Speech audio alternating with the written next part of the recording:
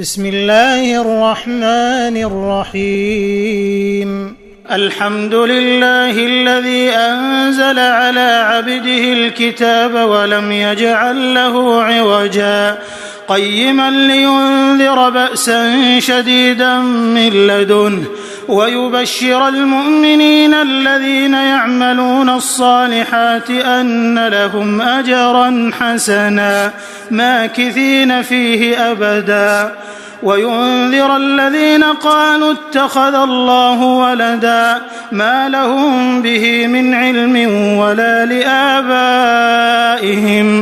كبرت كلمة تخرج من أفواههم إن يقولون إلا كذبا فلعلك باخع نفسك على آثارهم إن لم يؤمنوا بهذا الحديث أسفا إنا جعلنا ما على الأرض زينة لها لنبلوهم أيهم أحسن عملا وإنا لجاعلون ما عليها صعيدا جرزا أم حسبت أن أصحاب الكهف والرقيم كانوا من آياتنا عجبا إذ أوى الفتية إلى الكهف فقالوا ربنا آتنا من لدنك رحمة وهيئ لنا من أمرنا رشدا فضربنا على آذانهم في الكهف سنين عددا ثم بعثناهم لنعلم أي الحزبين أحصى لما لبثوا أمدا نحن نقص عليك نبأهم بالحق إنهم فتية آمنوا بربهم وزدناهم هدى وربطنا على قلوبهم إذ قاموا فقالوا ربنا رب السماوات والأرض لن ندعو من دونه إلها لقد قلنا إذا شططا هؤلاء قومنا اتخذوا من دونه آلهة لولا يأتون عليهم بسلطان بين فمن أظلم ممن افترى على الله كذبا وإذ اعتزلتموهم وما يعبدون إلا الله فأووا إلى الكهف ينشر لكم ربكم من رحمته ويهيئ لكم من أمركم مرفقا وترى الشمس إذا طلعت تزاور عن كهفهم ذات اليمين وإذا غربت تقرضهم ذات الشمال وهم في فجوة منه ذلك من آيات الله من يهد الله فهو المهتد ومن يضلل فلن تجد له وليا مرشدا وتحسبهم أيقاظا وهم رقود ونقلبهم ذات اليمين وذات الشمال وكلبهم باسط ذراعيه بالوصيد لو اطلعت عليهم لوليت منهم فرارا ولملئت منهم رعبا وكذلك بعثناهم ليتساءلوا بينهم قال قائل منهم كم لبثتم قالوا لبثنا يوما أو بعض يوم قالوا ربكم أعلم بما لبثتم فابعثوا أحدكم بورقكم هذه إلى المدينة فلينظر أيها أزكى طعاما فليأتكم برزق منه وليتلطف ولا يشعرن بكم أحدا إنهم إن يظهروا عليكم يرجموكم أو يعيدوكم في ملتهم ولن تفلحوا إذا أبدا وكذلك أعثرنا عليهم ليعلموا أن وعد الله حق وأن الساعة لا ريب فيها إذ يتنازعون بينهم أمرهم فقالوا بنوا عليهم بنيانا ربهم أعلم بهم قال الذين غلبوا على أمرهم لنتخذن عليهم مسجدا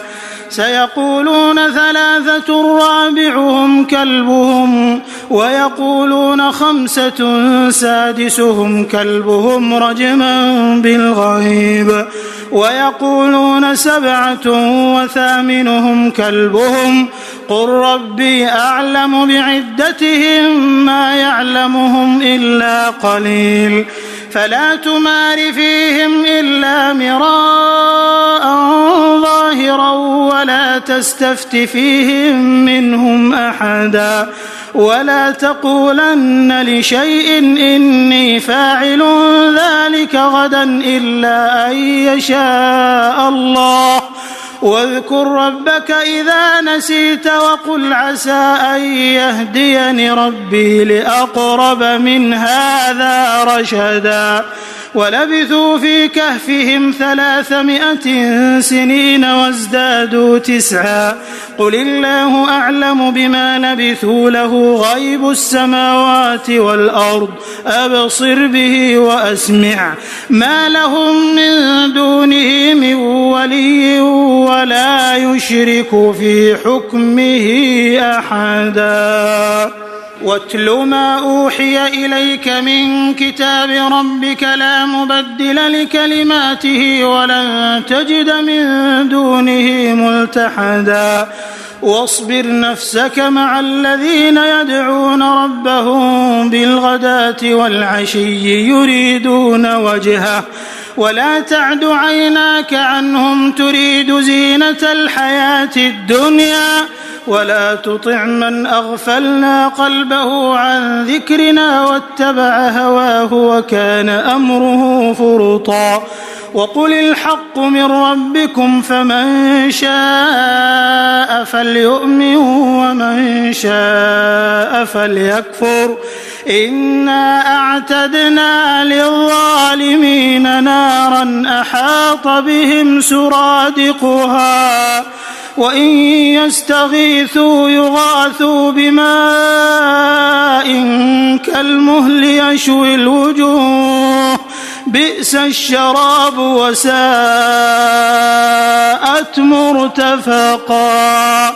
إن الذين آمنوا وعملوا الصالحات إنا لا نضيع أجر من أحسن عملا أولئك لهم جنات عدن تجري من تحتهم الأنهار يحلون فيها من أساور من ذهب ويلبسون ثيابا خضرا من سندس واستبرق متكئين فيها على الأرائك نعم الثواب وحسنت مرتفقا واضرب لهم مثلا الرجلين جعلنا لأحدهما جنتين من أعناب وحففناهما بنخل وجعلنا بينهما زرعا كلتا الجنتين آتت أكلها ولم تظلم منه شيئا وفجرنا خلالهما نهرا وكان له ثمر فقال لصاحبه وهو يحاوره أنا أكثر منك مالا وأعز نفرا ودخل جنته وهو ظالم لنفسه قال ما أظن أن تبيد هذه أبدا وما أظن الساعة قائمة ولئن رددت إلى ربي لأجدن خيرا منها منقلبا قال له صاحبه وهو يحاوره أكفرت بالذي خلقك من تراب ثم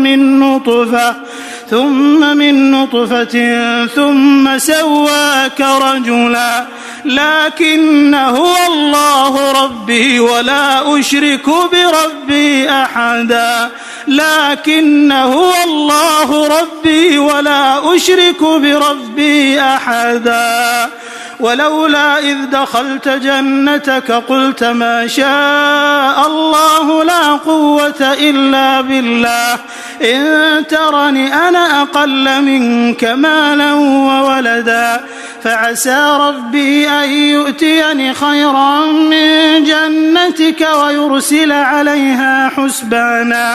ويرسل عليها حسبانا من السماء فتصبح صعيدا زلقا أو يصبح ماؤها غورا فلن تستطيع له طلبا وأحيط بثمره فأصبح يقلب كفيه على ما أنفق فيها وهي خاوية على عروشها ويقول يا ليتني لم أشرك بربي أحدا ولم تكن له فئة ينصرونه من دون الله وما كان منتصرا هنالك الولاية لله الحق هو خير ثوابا وخير عقبا واضرب لهم مثل الحياة الدنيا كماء إن أنزلناه من السماء فاختلط به نبات الأرض فأصبح هشيما تذروه الرياح وكان الله على كل شيء مقتدرا المال والبنون زينة الحياة الدنيا والباقيات الصالحات خير عند ربك ثوابا وخير أملا ويوم نسير الجبال وترى الأرض بارزة وحشرناهم فلم نغادر منهم أحدا وعرضوا على ربك صفا لقد جئتمونا كما خلقناكم أول مرة بل زعمتم أن لن نجعل لكم موعدا ووضع الكتاب فترى المجرمين مشفقين مما فيه ويقولون يا ويلتنا ما لهذا الكتاب لا يغادر صغيرة ولا كبيرة إلا أحصاها ووجدوا ما عملوا حاضرا ولا يظلم ربك أحدا وإذ قلنا للملائكة اسجدوا لآدم فسجدوا إلا إبليس كان من الجن ففسق عن أمر ربه أفتتخذونه وذريته أولياء من دوني وهم لكم عدو بئس للظالمين بدلا ما أشهدتهم خلق السماوات والأرض ولا خلق أنفسهم وما كنت متخذ المضلين عضدا ويوم يقول نادوا شركائي الذين زعمتم فدعوهم فلم يستجيبوا لهم وجعلنا بينهم موبقا ورأى المجرمون النار فظنوا أنهم مواقعوها ولم يجدوا عنها مصرفا ولقد صرفنا في هذا القرآن للناس من كل مثل وكان الإنسان أكثر شيء جدلا وما منع الناس أن يؤمنوا إذ جاءهم الهدى ويستغفروا ربهم إلا أن تأتيهم سنة الأولين أو يأتيهم العذاب قبلا وما نرسل المرسلين إلا مبشرين ومنذرين ويجادل الذين كفروا بالباطل ليدحضوا به الحق واتخذوا آياتي وما أنذروا هزوا ومن أظلم ممن ذكر بآيات ربه فأعرض عنها ونسي ما قدمت يداه إنا جعلنا على قلوبهم أكنة أن يفقهوه وفي آذانهم وقرا وإن تدعهم إلى الهدى فلن يهتدوا إذا أبدا وربك الغفور ذو الرحمة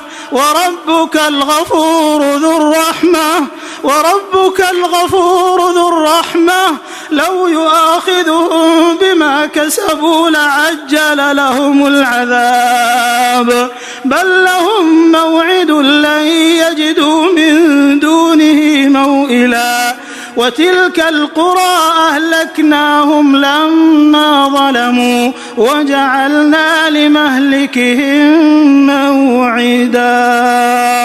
وإذ قال موسى لفتاه لا أبرح حتى أبلغ مجمع البحرين أو أمضي حقبا فلما بلغا مجمع بينهما نسيا حوتهما فاتخذ سبيله في البحر سربا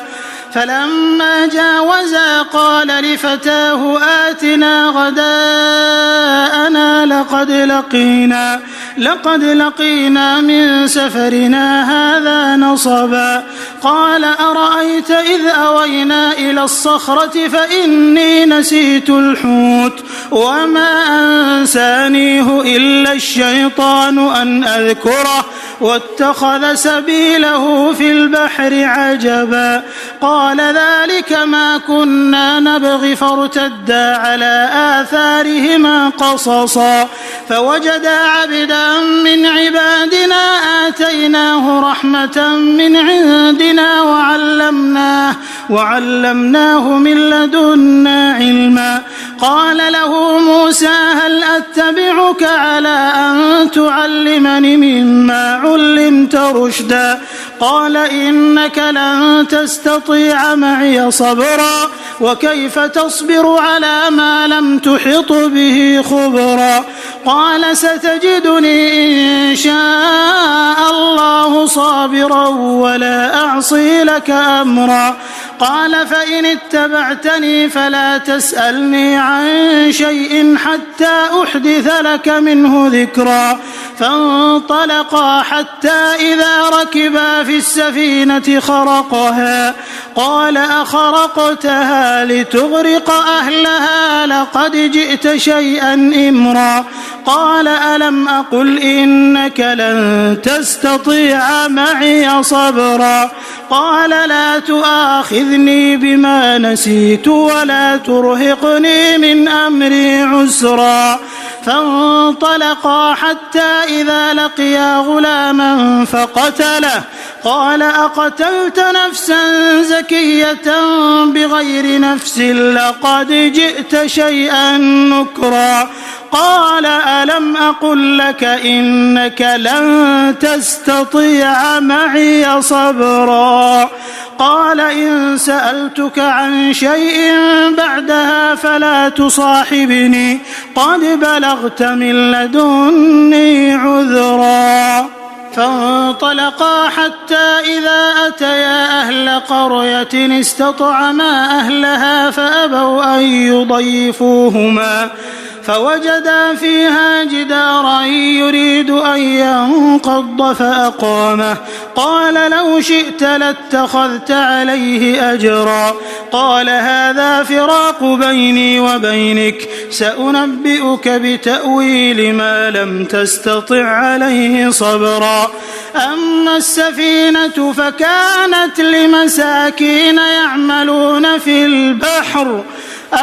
السفينة فكانت لمساكين يعملون في البحر فأردت أن أعيبها وكان وراءهم ملك يأخذ كل سفينة غصبا وأما الغلام فكان أبواه مؤمنين فخشينا أن يرهقهما طغيانا وكفرا فأردنا أن يبدلهما ربهما خيرا منه زكاة وأقرب رحما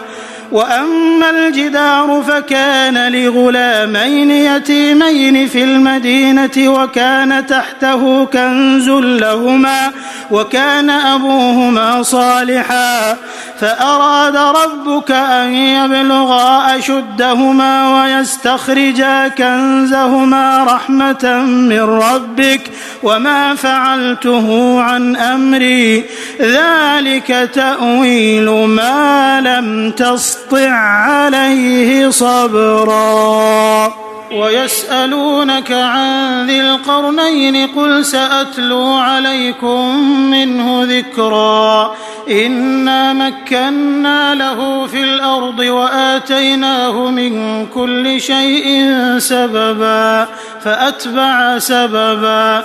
حتى إذا بلغ مغرب الشمس وجدها تغرب في عين حمئة ووجد عندها قوما قلنا يا ذا القرنين إما أن تعذب وإما أن تتخذ فيهم حسنا قال أما من ظلم فسوف نعذبه ثم يرد إلى ربه فيعذبه عذابا نكرا وأما من آمن وعمل صالحا فله جزاء الحسنى وسنقول له من أمرنا يسرا ثم أتبع سببا حتى إذا بلغ مطلع الشمس وجدها تطلع على قوم لم نجعل لهم من دونها سترا كذلك وقد أحطنا بما لديه خبرا ثم أتبع سببا حتى إذا بلغ بين السدين وجد من دونهما قوما لا يكادون يفقهون قولا قالوا يا ذا القرنين إن يأجوج ومأجوج مفسدون في الأرض فهل نجعل لك خرجا على أن تجعل بيننا وبينهم سدا قال ما مكني فيه ربي خير فأعينوني بقوة أجعل بينكم وبينهم ردما آتوني زبر الحديد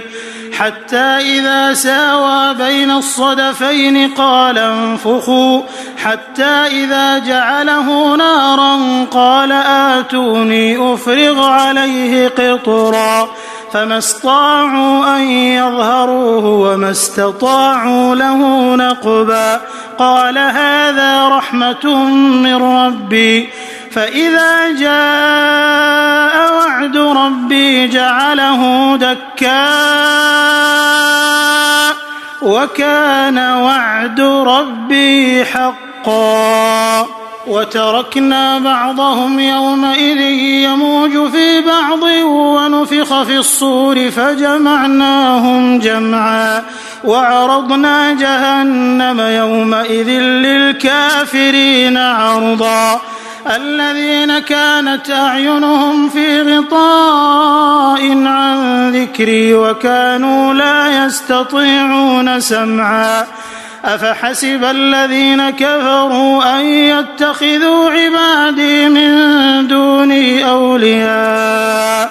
إنا أعتدنا جهنم للكافرين نزلا قل هل ننبئكم بالأخسرين أعمالا الذين ضل سعيهم في الحياة الدنيا وهم يحسبون أنهم يحسنون صنعا أولئك الذين كفروا بآيات ربهم ولقائه فحبطت أعمالهم فلا نقيم لهم يوم القيامة وزنا ذلك جزاؤهم جهنم بما كفروا واتخذوا آياتي ورسلي هزوا